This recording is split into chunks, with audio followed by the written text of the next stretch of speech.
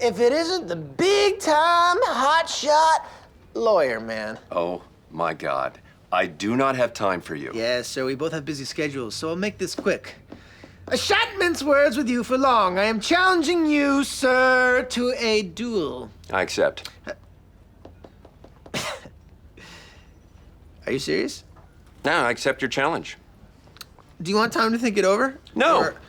My client, Frank, here, isn't really on trial today, you know? Common sense is on trial. And, well, common sense would tell you that eating a bowl of cereal while operating a car is, it's reckless. It's moronic. One might even call it donkey-brained. Donkey-brained?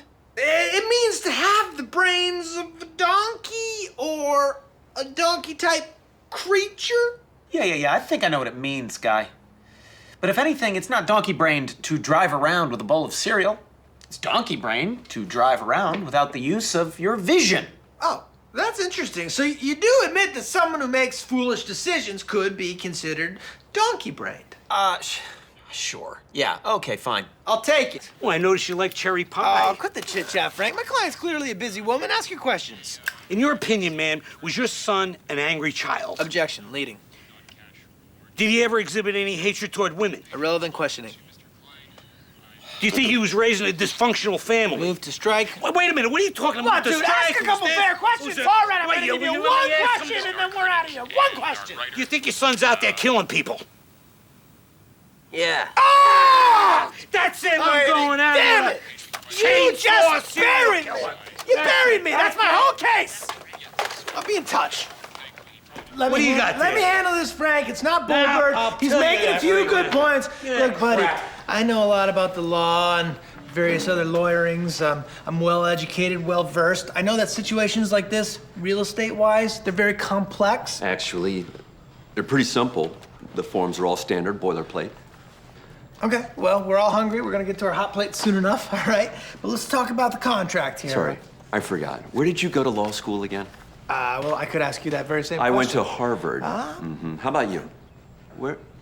Yeah. I'm pleading the fifth, sir. I'd advise that you do that. And I'll take that advice into cooperation, all right? Now, let's say you and I go toe-to-toe on bird law and see who comes out the victor. You know, I don't think I'm going to do anything close to that, and I can see clearly you know nothing about the law. It seems like you have a tenuous grasp on the English language in general. Okay, well, filibuster. Do you know what that word means? Yep. Yeah, what's that mean?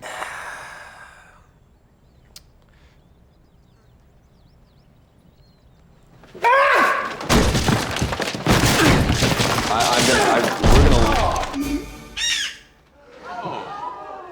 Ladies and gentlemen, Royal McPoyle.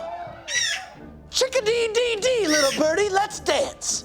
Your Honor, this is Mr. Belka Mayer. He's a professor of ornithology at the University of Penn.